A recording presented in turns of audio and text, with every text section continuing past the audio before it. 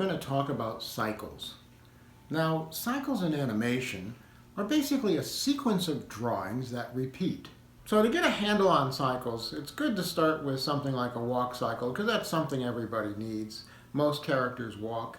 Now, the walk cycle has a number of very clear positions or poses. One of the most important poses in the walk cycle is the contact pose. This is the pose in which the character's feet are contacting the ground. And the contact pose tells you how far the character moves for each stride. So you can lay out a walk cycle using contact poses. That'll tell you how far the character will go with a particular stride. The next most important pose is the passing pose. That's the pose in which one leg is passing in front of another or in back of another. Either way, it's passing the other leg. That pose goes between two contact poses. If you use a contact pose, a passing pose, a contact pose, and a second passing pose, that could loop into that first contact pose, creating a walk cycle. Now, it won't be very smooth. It's going to be kind of a rough-looking walk cycle, a little bit staccato, but it will still look like a walk. There are two other positions in the walk cycle after the first two primary positions, the contact and the passing position, that are very important. The first position that comes directly after the contact position and is in between the contact and the passing position is the down position. That's the position in which the body and the head are at the lowest point in the cycle in terms of the height.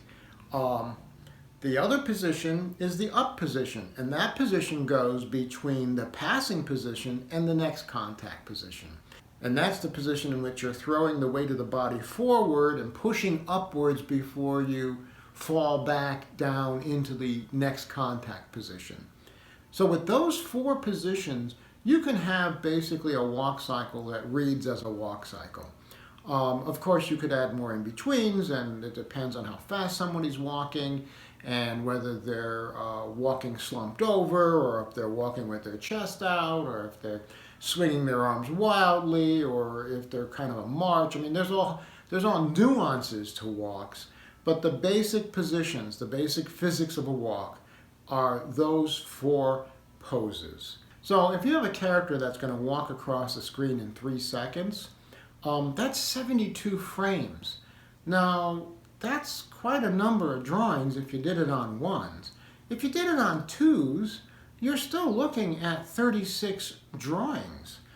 For instance, you could do a 10 drawing walk cycle in which the character can proceed across that frame in 3 seconds without having to draw, even if you did it on twos, 36 separate drawings. So it was really a labor-saving device. Most of the very earliest animation was done with going from cycle to cycle to cycle with bridging drawings in between. You could create a 6-minute animated short in rapid fire.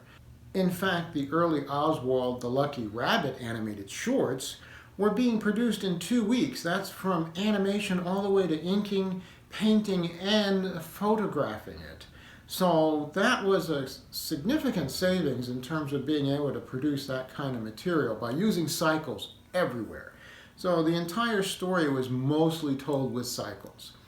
So it's really good to get a handle on cycles. They can be very useful, and they don't have to be so mechanical. There's ways of using cycles in which you can change timings or reverse drawings or all sorts of things in which it's very efficient and doesn't look quite as mechanical as the same repeating drawings over and over again. So cycles are everywhere. They're still with us today.